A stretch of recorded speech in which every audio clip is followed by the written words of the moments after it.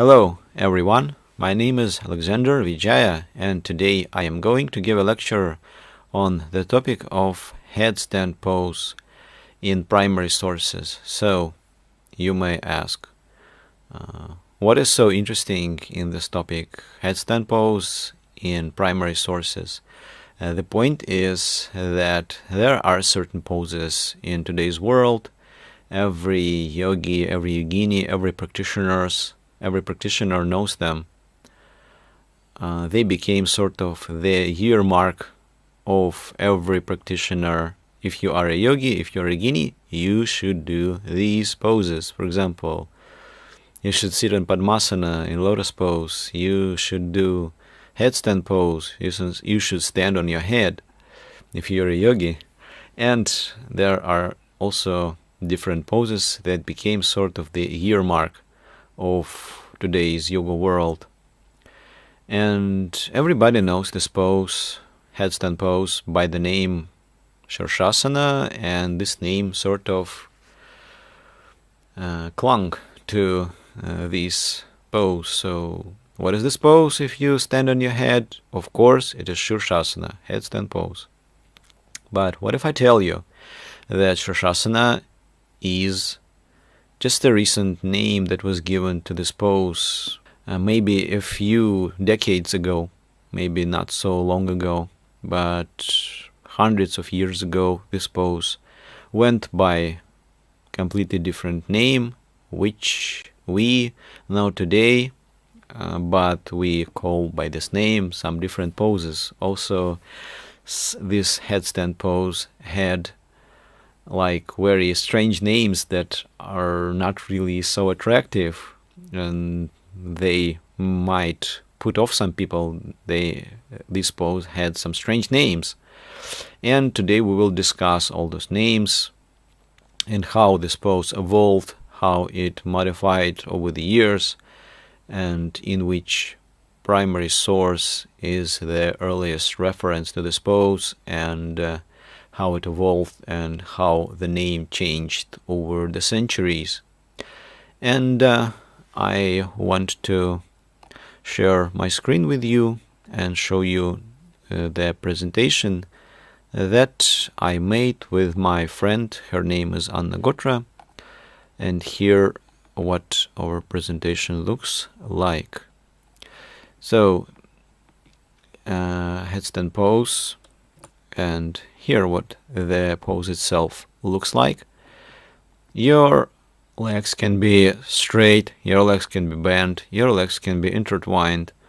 You just stand on your forearms and you support your head with your hands.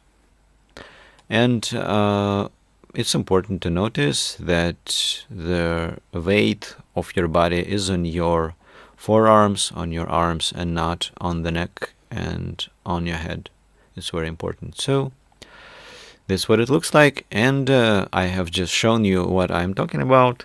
And here is the material that we have used for this presentation. First of all, this is the article from the Luminescent Journal.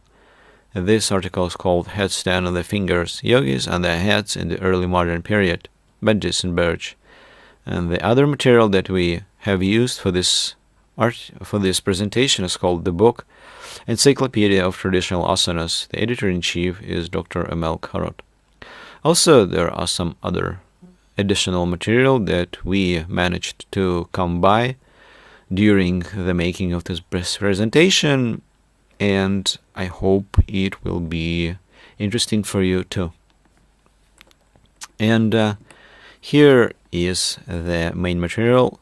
On the left is Encyclopedia of Traditional Asanas, a very interesting book, and on the right is Headstand on the Fingers, the article by Jason Birch. So I would like to show you the book Encyclopedia of Traditional Asanas and tell you a little bit about it, because I have bought this book from the Lonavala Yoga Institute, so I want to extend my very heartfelt thank you for everything that they have done up until today, and I wish them everything everything possible in their research in yoga. I wish them just good luck in their research in yoga, because they do a lot of work for disseminating the knowledge of yoga as it is contained in ancient texts.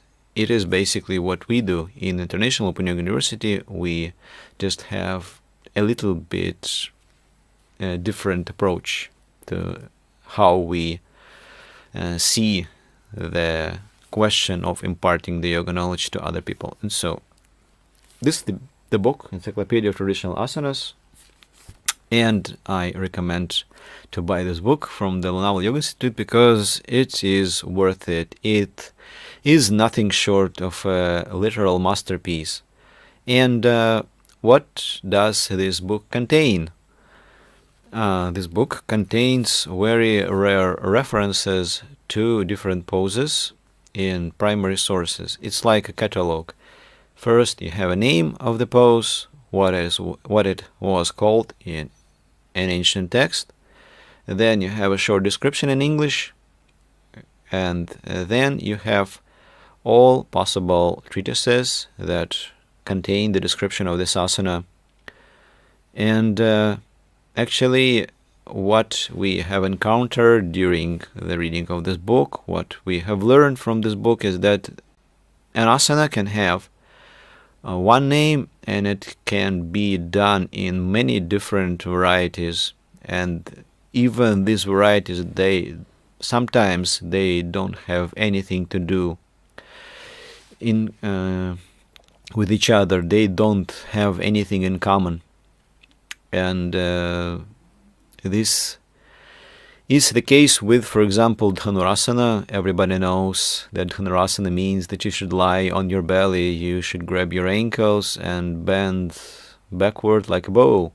But what if I tell you if it's a seated pose? When you sit with your legs in front of you, you grab one of your foot and you grab the other foot by the other hand, and you make a movement that resembles drawing a string of a bow. And these poses are performed completely differently, and this pose bears the same name.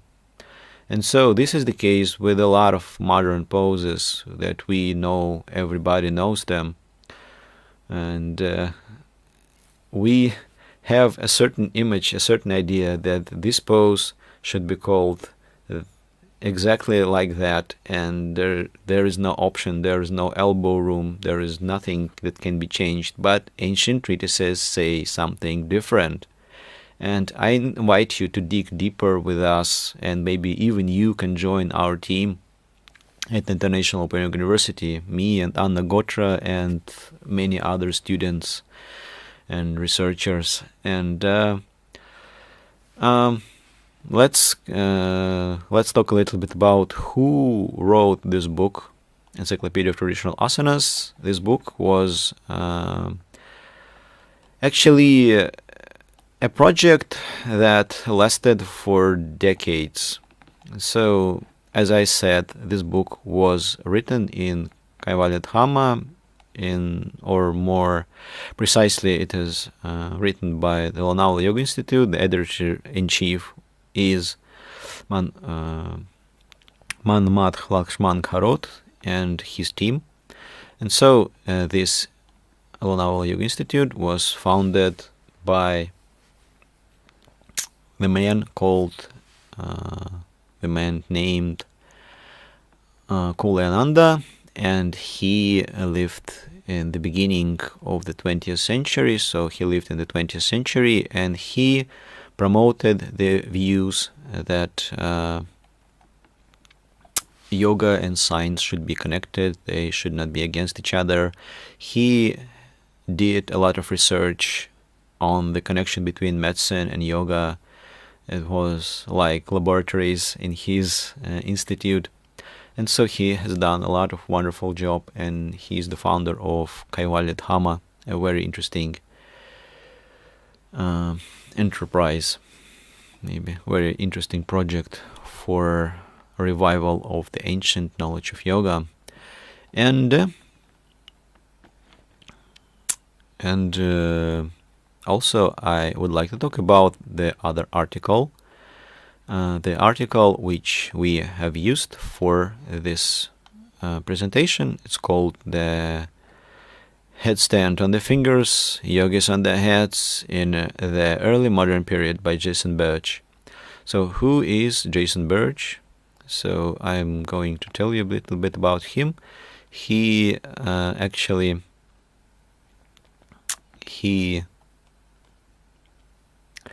is working, or maybe he worked in SOAS, University of London.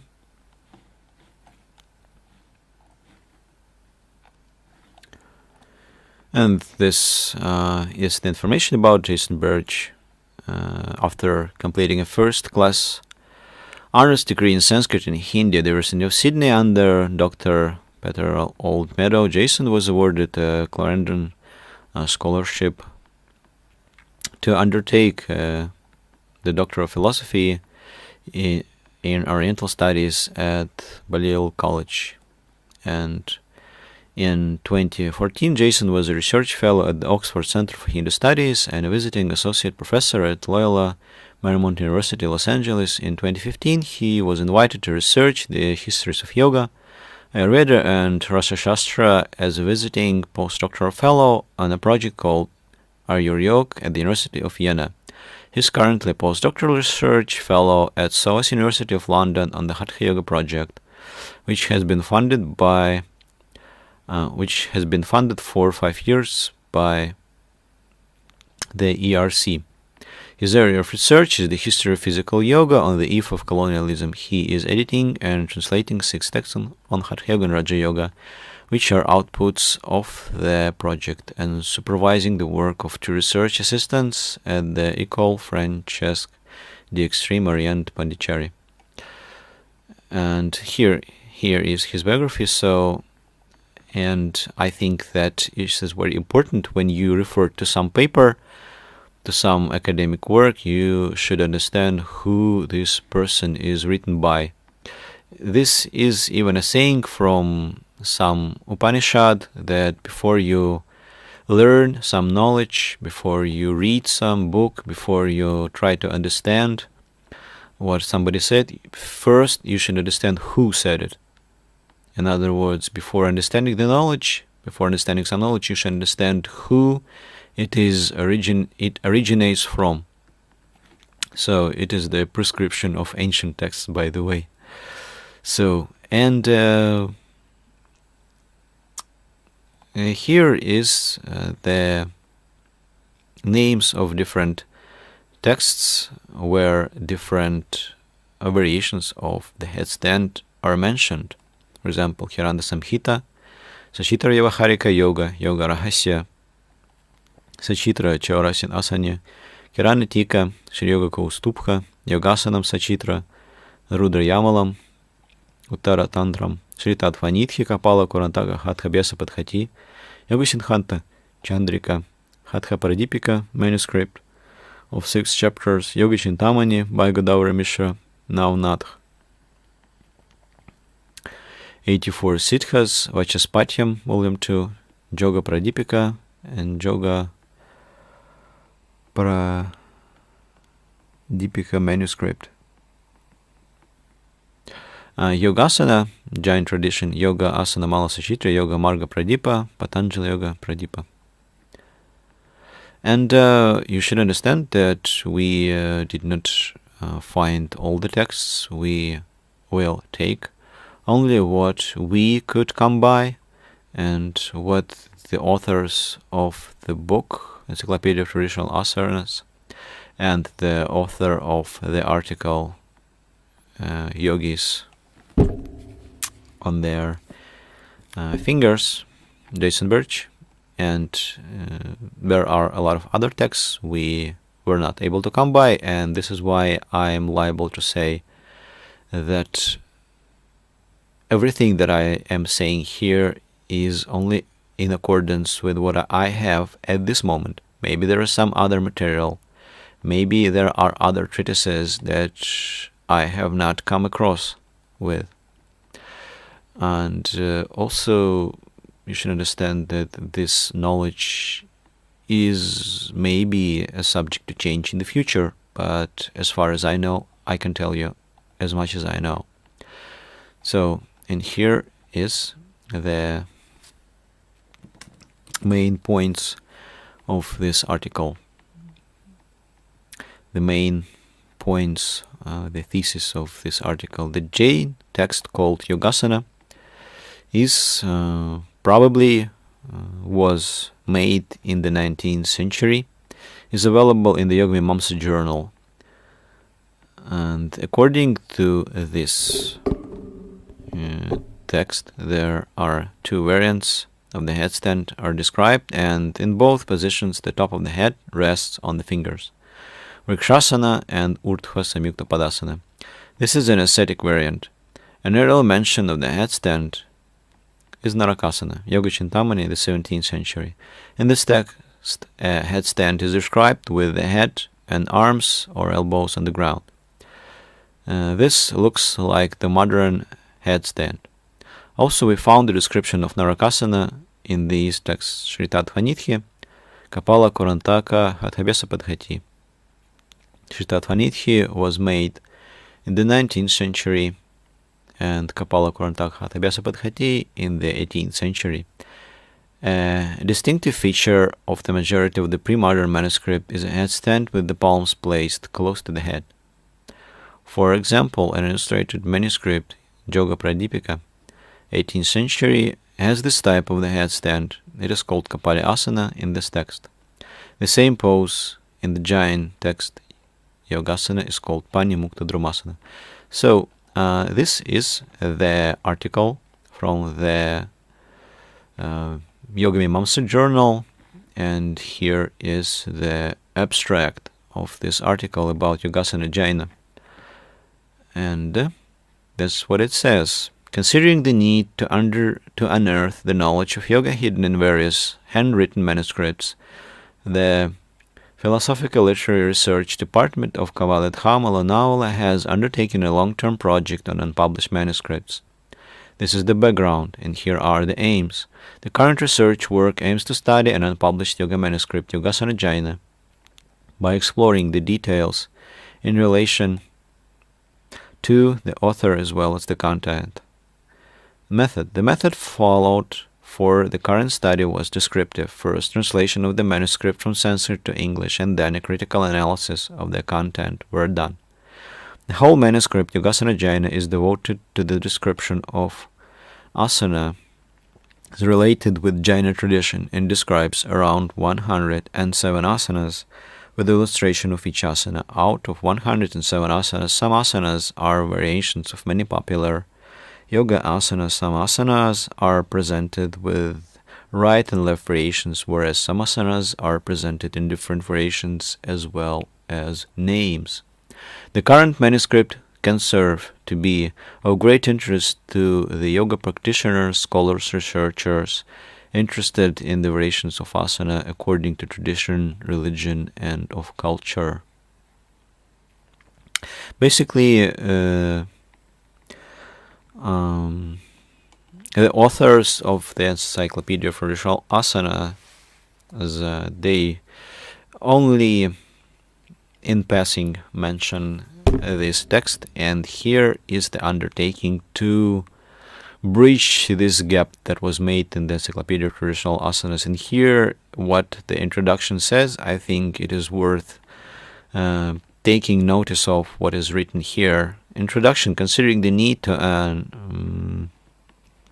unearth the knowledge of yoga hidden in various handwritten manuscripts,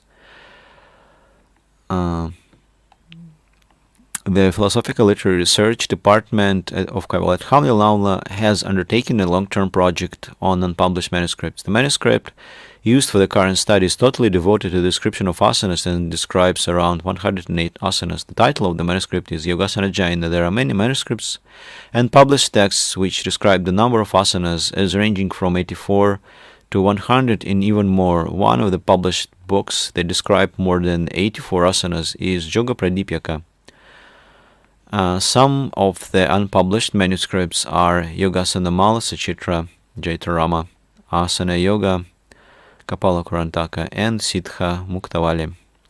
Out of the unpublished manuscripts named above, that is, Yogasana Mala Sachitra, is devoted to the description of asanas in a dialect of Hindi and provides illustrations of asanas. However, the manuscript used for the current study, Yogasana Jayana, seems to be different and interesting because it represents one special sect of religion, and the asanas described seem to be especially for the followers of that religion, and also provides the illustrations of each asana. This manuscript was procured from Rajasthan Prachividya Pratisthana, Bikaner, Rajasthan, a copy of which is available at Kaivalyadhama Library. We find this manuscript referred to in the Encyclopedia of Asanas. The compiler of the said encyclopedia has referred to all the asanas available in Yogasana Jayana, but has not provided composite and analytical information about this manuscript. The current study was undertaken in order to attract the asana practitioners as well as scholars toward this manuscript, so that they are benefited from the not so easily accessible information inside it. And so here it has different pictures of different asanas, and we are looking for Vrikshasana. We are looking for example, Urdhva Samyukta Padasana. And you will see just by yourself what is the description of these poses and what are the pictures of these poses. And you see how this manuscript looks like, but it is not complete, so you need to procure it from the Lonavala Yoga Institute if you want to know more. For example, here you can see Vrikshasana, which is, as you can see, is an inverted pose. We know this as headstand pose, but here it is Vrikshasana, tree pose. And another pose called Ardhankri Vrikshasana. So Ardhankri means half foot. Ardha means foot. Ardha means half, and Ankri means foot. Vriksha means the tree. Pani Mukta Drumasana. Druma means tree. Mukta means free. Pani means hand. So just Drumasana or Vrikshasana, tree pose with your hands free, as you can see here. And here is the Urdhva Samyukta Padasana. Urdhva means above, Samyukta means joint, Pada means foot. So it means the pose with your feet joined, probably above you, above yourself, above your body. And here is a very interesting manuscript. So also in the future we will take into consideration one of the texts called Hemachandra Yoga Shastra, and there the pose Kayo Utsarga described, and here maybe it is described too. Kayotsargasana, standing straight on the ground with toes at a distance of 4 fingers from each other and heels at a distance of 2 fingers, gazing on the heart and reciting the name of Parameshwara, makes a practitioner claimant for the liberation. He also becomes detached from the world.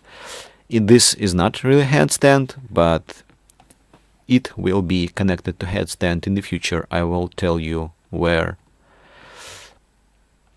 So let's dive right deep into the article by Jason Birch. Here you can see the pictures from Yogasana Jayana in a better quality.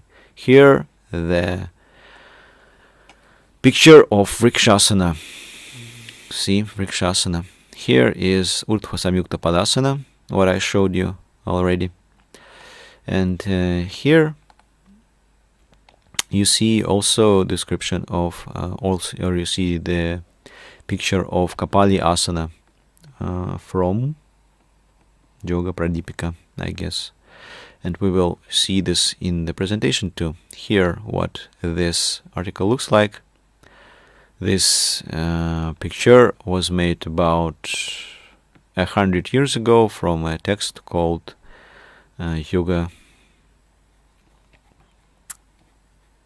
It's called Purva Yoga Sopana Purva Chatushka of Khemanda Yogi. That's what it's called. Also, this is the illustration from the book in German. Here it shows you Vrikshasana. As you can see, the same way. Headstand called Vrikshasana.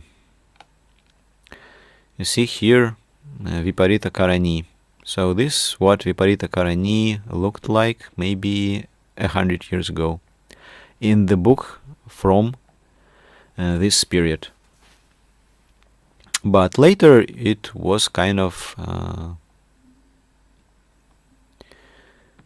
it evolved into a little bit different pose. If you practice Viparita Karani, if you are a yoga practitioner, probably you know what it looks like when you support your lower back with your hands and you press your elbows into the floor. And so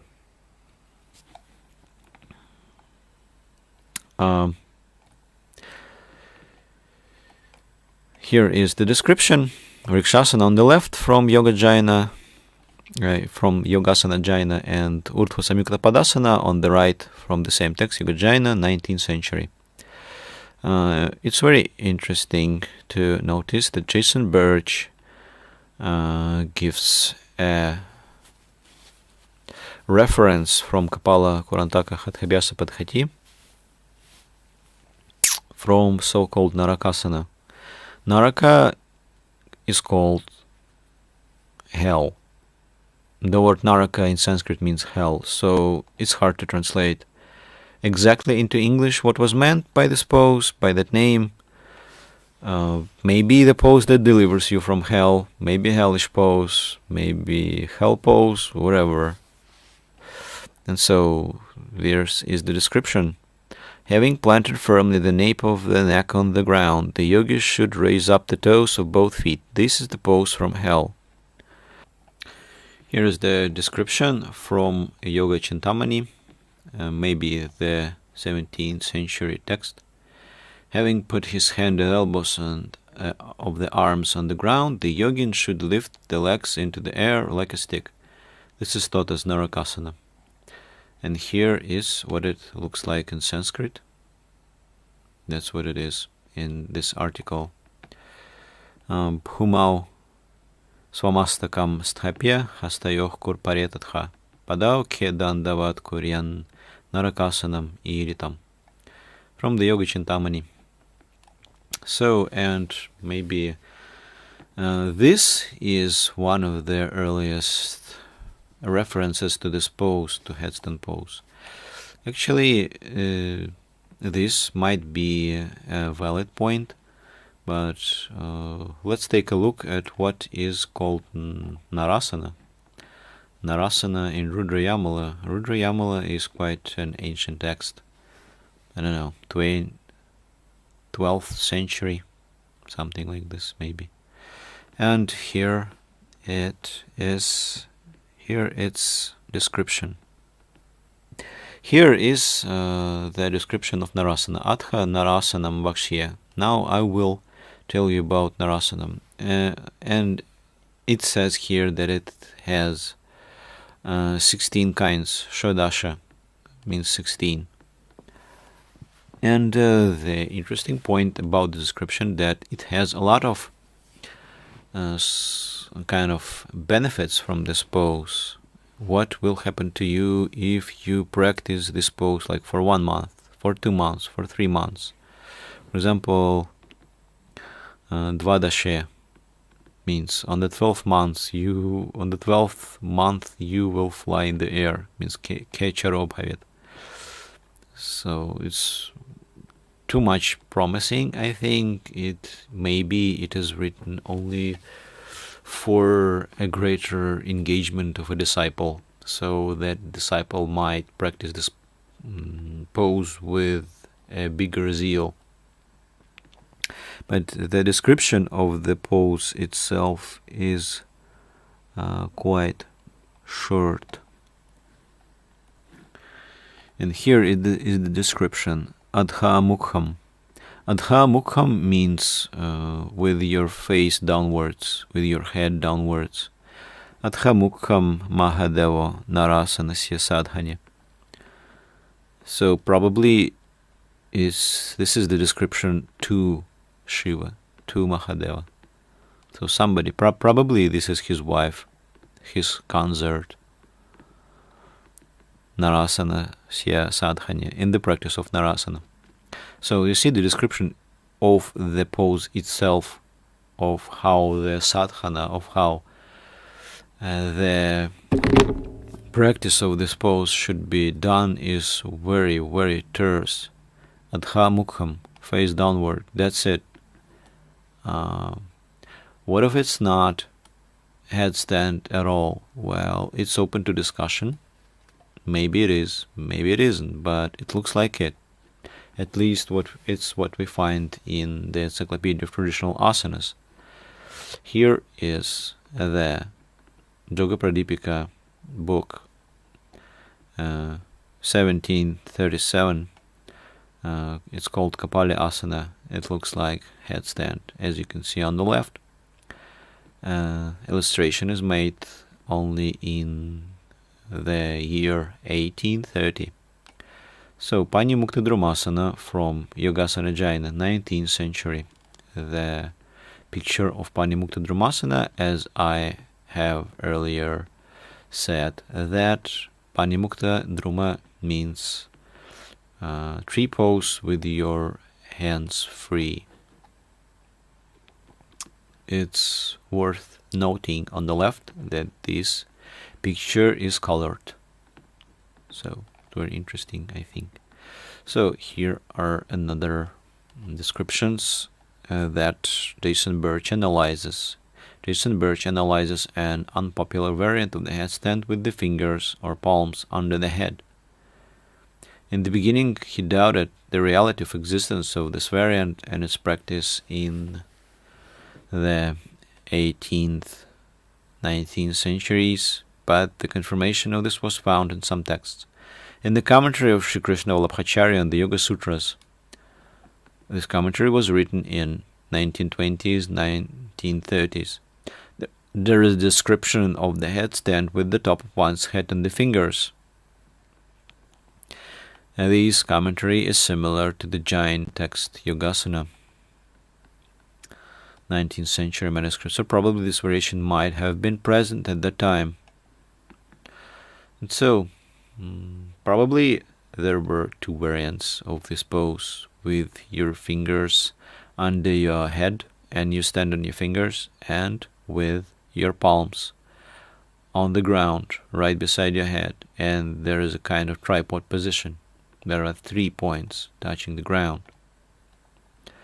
Here on the left, actually I found this book, Commentaries of Sri Krishna Vallabhacharya in the Yoga Sutras, that what this book looks like.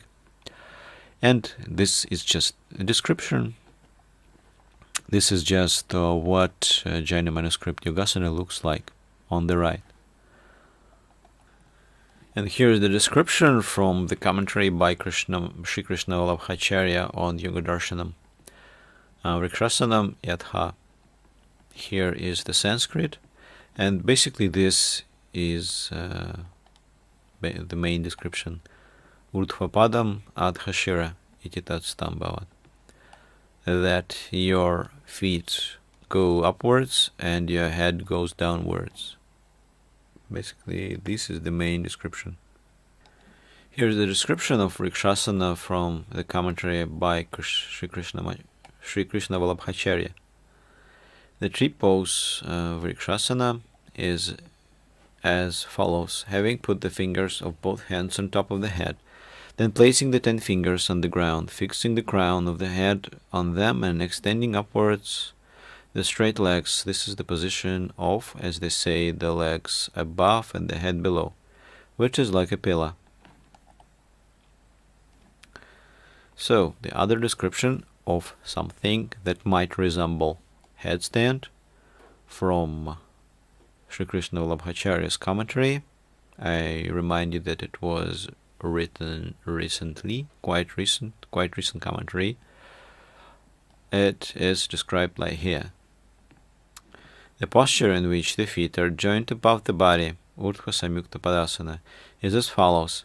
Having assumed tree pose, Vrikshasana, the yogin should join the soles of both feet together at the region above the buttocks. Thus, the position is accomplished. So you see, it is mentioned several times that Vrikshasana is headstand. Vrikshasana is the name of headstand. And only later the word Shirshasana was attached to the pose headstand, and it went along after that throughout many years. And we all know it as Shirshasana, but earlier it was known as Vrikshasana, or tree pose. Probably the fingers resemble roots of the tree, and that is why it's called Vrikshasana. So, and here is the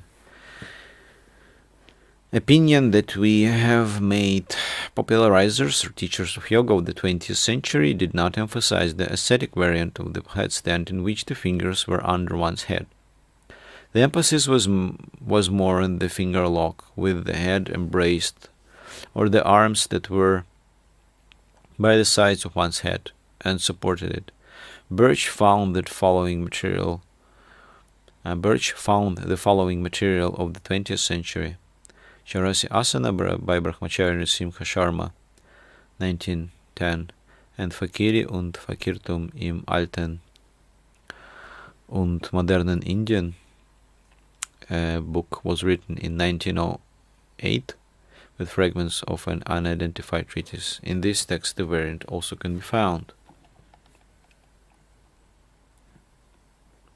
The book on the right is the book in German, and here what it looks like. I have already found the description of these poses. For example, here you can see the description of Viparita Karani that looks like headstand, at least in the picture, and here is the description of Vrikshasana. Let me find, here is the chapter on mudras, and earlier on you can find the description of Vrikshasana. Here are different poses that are described in this book, and here is the description of Vrikshasana. So, if you knew German, you would probably understand what it means. But the pictures in this book suffice, I think. At least for me. At least in these pictures I can see clearly that this is the pose called Vrikshasana, and it is headstand. Here from the article from Jason Birch we can see that here is the excerpt. Here is the picture from this German book, and here it is written Viparita Karani. You see what it looks like? It looks like headstand. And Vrikshasana, fingers under one's head. Again, the same thing. Although this book was written not so long ago, just 100 years ago, but all of them say that Vrikshasana is the name of headstand. So here are our conclusions. Jason Birch concludes that there were two basic variants of this pose, with one's head on the ground and on the fingers. When this pose is classified as an asana, it was called Vrikshasana. Supposedly, this variation has not survived in contemporary postural yoga. It's not clear what were the reasons for the fingers under one's head. Probably this variant comes down from an ascetic tradition, where it was a deliberate complication of the pose. It was done to make it a challenge. So probably the difficult pose was chosen to practice tapas or asceticism. And here is the rundown of what the authors of Encyclopedia Traditional Asanas say. They use mainly the text, the Sashitra Vyavaharika Yoga. Probably it is written in the 20th century. We could not find this text. It's taken as a basis of Shirshasana description in the book, Encyclopedia Traditional Asanas. In this text, 8 variations of Shirshasana are described, which are known by different names in other texts. Application of Shirshasana inversion in other asanas is described in other asanas. Resting of shoulders, hands supporting the head above the ground, without supporting of hands, legs folded, legs lowered forward, legs forward backward, assuming Padmasana, Padmasana lowered backward. So here what we can do in headstand. So Birch, in the article Headstand and the Fingers, supposes to the earliest mentioning and description of the headstand in the pose Narakasana of the headstand. The earliest description probably is Narakasana in Yoga Chintamani by Shivananda Saraswati in the 17th century text. However, the headstand has been known for a long time. According to the material by M. Karot, the earliest mention of the headstand probably can be found in the text Rudrayamalam Uttaratantram, probably the 20th, or probably the 12th, and to the 13th century. So we don't know clearly when this text was written. The poses are called Narasana and Adhumundasana and are described as inverted postures. The descriptions are ambiguous. This text mentions 16 varieties of Narasana but does not describe them. And so I showed you already. This is the description of Narasana, and this description is very, very short in terms of what it is performed like. But the description of what it might give is really long. So here is the description of Adhumundasana from Rudrayamala Uttaratantra, 12th or 13th century. When legs are taken up and head is down, it's called Adhumundasana. One holds the breath in this position. So very laconic, very terse, not many words here. So another text that we managed to find is called Yoga Siddhanta Chandrika by Narayana Tirtha, circa the 14th century. Here's the description of Kapala Asana. So the name of the pose is Kapala Asana. Kapala means like skull, maybe. Maybe if you practice Kapalabhati, you know that the translation of this pranayama is called the shining of the skull. So Kapala means the skull. And here is the screenshot that we took from the book Yoga Siddhanta Chandrika. And here is how it is translated, this passage. Having placed one's head on the ground as well as the elbows of the arms, one should raise both feet into the sky as sticks. So we found mentioning of this pose called Shirshasana in the text Mala Purana. Shirasana, not Shirshasana, Shirasana. The word Shira and Shirsha in Sanskrit are synonyms. The text is dedicated to the art of wrestling. It mentions a few poses but does not describe them. So only the name Shirasana. This is the only thing that we have. So here on the left is the front page of this book, Mala Purana. Probably it was written in the 13th century, and we in this text find only the reference to Shirasana, only the mention of the name, but we don't encounter any description there. So also it's a very interesting text that we have found during the work with the articles of Jason Birch, of his article, and when we worked with the book Encyclopedia of Traditional Asanas, we somehow stumbled upon the text called Bahir al-Hayat. Probably this is the first illustrated book on yoga. This is one of the opinions, so I cannot subscribe to this, but some scholars have this opinion. There is a description of the headstand in the illustrated book called the Bahir al-Hayat, or the Ocean of Life, by Muhammad Gauth, published circa 1602. This is a translation of the lost text Amritakunda, but the scholars have different opinions on the author and the time of translation. There are 22 asana pictures, and the headstand is called akunchan, and this is not only asana performance but certain visualization practices. So if you want to know more, you can go to the description of this pose. You can find the translation of the 4th chapter of Bahir al-Hayat on this website, asia.si.edu. And so here is the pose on the right, here what it looks like, and here how it is described. The word of recollection of akunchan. If the wayfarer wants to choose the akunchan practice, akunchan is the expression for pulling, that is, the seed goes up, i.e., one is upside down. In Sufi terminology, they call this the water lily, nilufar. One sins in the manner of the Shirshasana, just as occurs in the practice of the Kechari recollection. The water lily is the house of fire and the place where the breath comes out. One holds the buttocks firmly together and pulls the water lily up by the feet. A kind of fire appears that burns up all impurities. All unaccustomed food will turn to ash. It makes known the usefulness of this witnessing.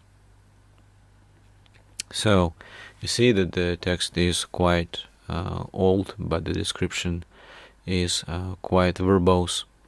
So it's very uncommon, as I think, for this kind of description. So what can we make out of this description? The water lily is the house of fire, the place where the breath comes out.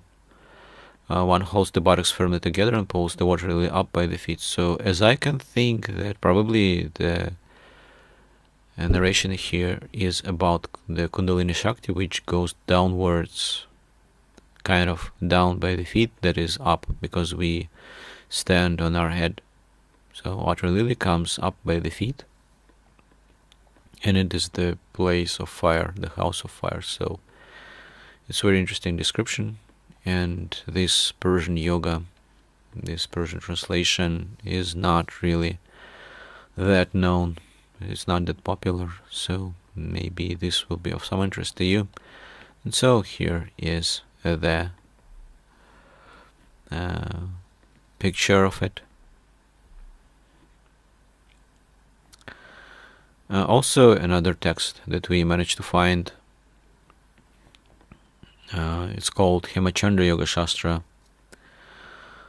and here it is described as Duryodhasana.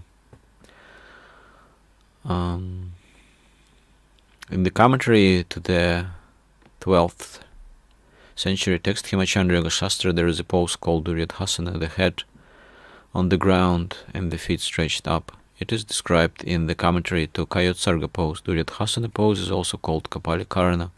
Kapali Karana is translated as the skull practice or the skull technique. As you probably remember, in the beginning of our lecture, I told you to take a closer look at what is called Kayotsarga pose. It's just the standing pose when a person stands. In the Jaina text, you see here Kayotsargasana. And so somehow it is described in the commentary to this pose, and the commentary to this pose wrote the author himself, that is Hemachandra. Hemachandra is the author of this text that Yoga Shastra means the title of the book which he wrote. And see Tatha Duryodhasanam Yad Bhumi Pratishtapya Shiras Utpadam Avasthanam Kapali Karanam Iti. So you see That's what it is described as. It is described as place your head on the ground and bring your feet up. That's basically the description. Very short, very terse, very concise. And so not that much words, unlike modern descriptions. And here is the Hemachandra Yoga Sastra, the title. And as far as I know, this text is translated into English, but not the commentaries. Here, what the manuscript looks like. From the article by Jason Birch and material found by M. Karot, we can conclude that the variant in which the palms and fingers under one's head was one of many headstand variations. We can find its mention in modern textual material. This variant is among many others, can be found, for example, in Iyengar's work. That's when he lived, 1918 to 2014. In the 20th century, a distinct difference between Vrikshasana and Shirshasana took place. Different poses were meant by these names. We cannot find the name Vrikshasana designating the headstand in the works by Sri Krishnamacharya, 1888-1989, or by his disciples including B.K.S. Iyengar. It is interesting to note that Swami Shivananda, 1887-1963, in Yoga Asanas, 1934, says that the headstand is Shirshasana and adds that its synonym as a second name is Vrikshasana. So it's very interesting that Shivananda mentions Vrikshasana as headstand pose, but he adds that it is also called Shirshasana. So our conclusion is that the earliest reference that we can find is in the text Rudayamala Uttaratantra, and probably in one of the commentaries on the text Hemachandra Yoga Shastra, and probably Yoga Siddhanta Chandrika is also a very old text, and it is known by the name Kapalasana. The name Shirshasana is quite recent, the 20th century. It's quite important to upkeep critical thinking and mind flexibility. It's important to remember about the centuries-old history of asanas in yoga and not to get attached to names which are required for conceptual clarity now. Asana descriptions differ from text to text. Descriptions themselves can be vague and ambiguous. For the purpose or for the practice of this pose, it's important to remember that it's difficult and it requires body training as well as anatomy and physiology knowledge. It's necessary to take care of the neck and to keep the body weight on the arms. So here are some basic descriptions, and here are additional pictures of this pose.